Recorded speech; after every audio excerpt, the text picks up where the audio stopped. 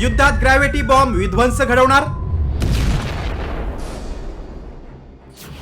अमेरिकेचा सर्वात घातक अण्वस्त्र हिरोशिमावरील बॉम्बपेक्षा 24 पट शक्तिशाली.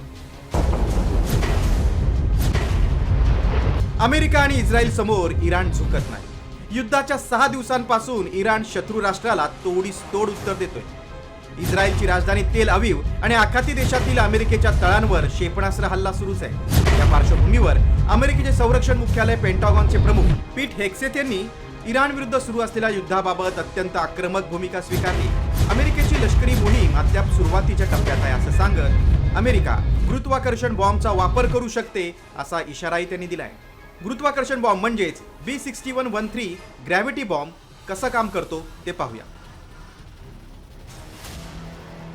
एका बॉम्बची क्षमता 360 किलो टन पर्यंत असते. या बॉम्बला फ्री फॉल अणुबॉम्ब असंही म्हणतात. विमानातून टाकण्यात येणारा हा दिशाहीन बॉम्ब असतो.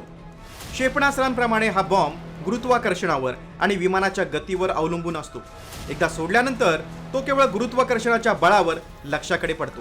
1945 मध्ये अमेरिकेनं जपानच्या हिरोशिमा शहरावर टाकलेल्या बॉम्बपेक्षा 24 पट शक्तिशाली हा बॉम्ब आहे.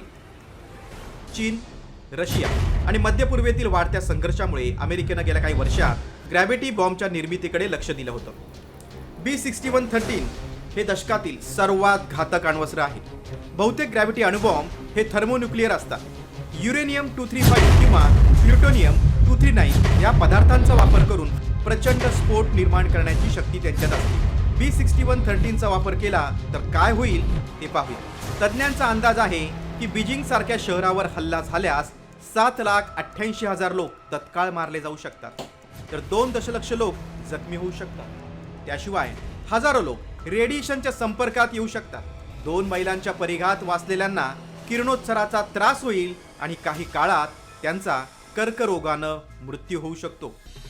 एका आठवड्यापेक्षा कमी कालावधीत अमेरिका आणि इस्रायल सैन्याचे इराणच्या आकाशावर पूर्ण नियंत्रण असेल असा दावा पेंटागॉनचे प्रमुख पीट हेक्सेथ यांनी केलाय.